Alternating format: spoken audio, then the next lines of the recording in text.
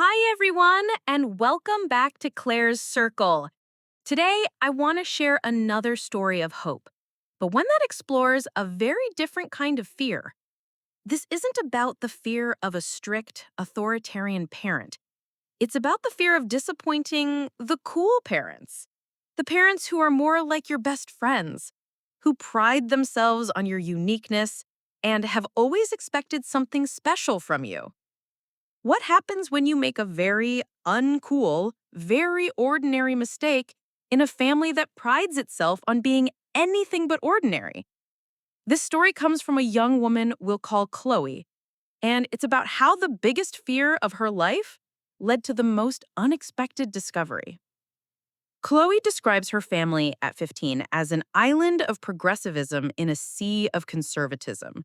Her mom, Sarah, is a graphic designer with bright glasses and a love for indie music.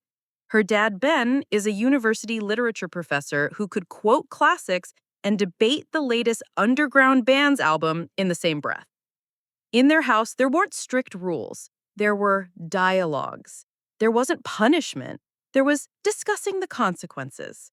Her parents, Sarah and Ben, always treated her like an equal.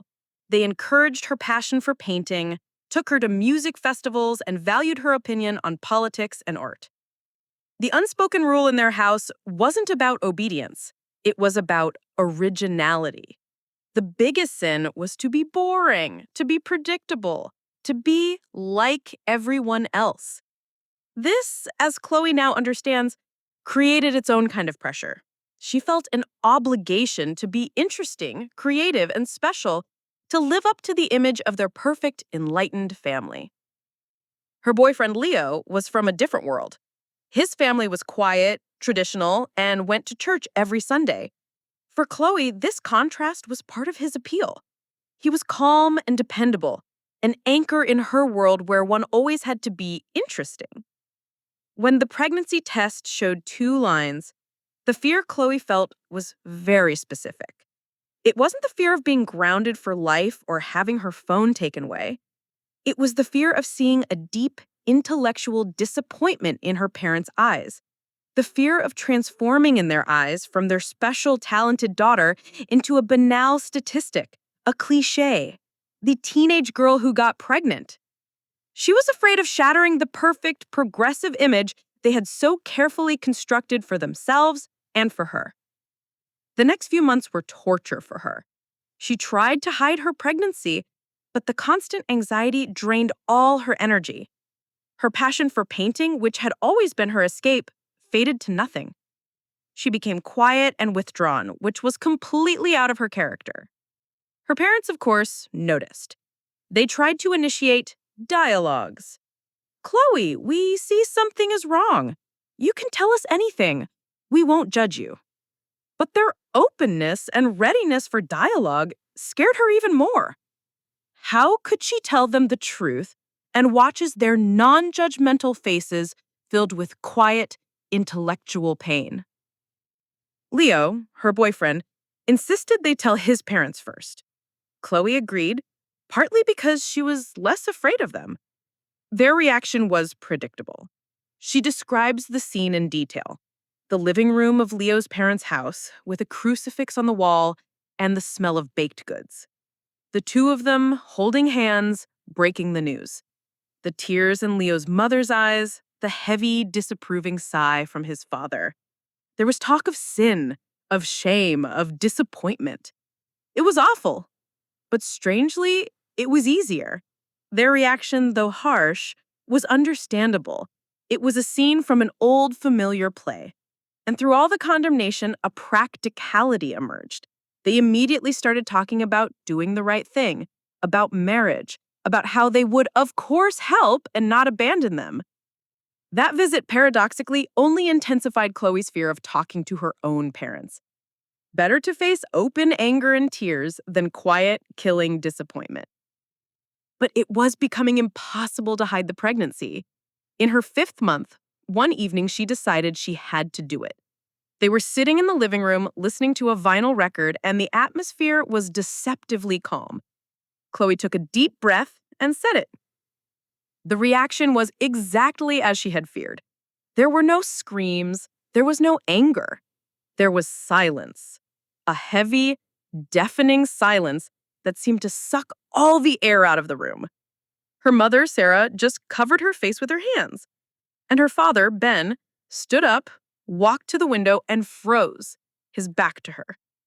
He was silent for a long time, and then he said, without turning around, "Chloe, I need a minute to process this." The disappointment was almost palpable. It was in the slump of her mother's shoulders, in the rigid tension of her father's back. For Chloe, this was worse than any shouting match. She felt as if she hadn't just made a mistake, but had betrayed their shared ideals. The evening passed in tense silence. Later, after Sarah had gone to her room, Ben asked Chloe to stay and talk with him alone. He sat across from her. He looked devastated. There was a pain in his eyes that she couldn't understand. It ran deeper than just disappointment. And then he told her a secret he had kept from everyone but her mother for almost 25 years. When he was 17, his high school girlfriend, his first love, got pregnant. They were terrified. Her very strict and religious parents immediately sent her away to an aunt in another state to hide the shame. The baby was given up for a closed adoption. Ben never saw his child. He didn't even know if it was a boy or a girl.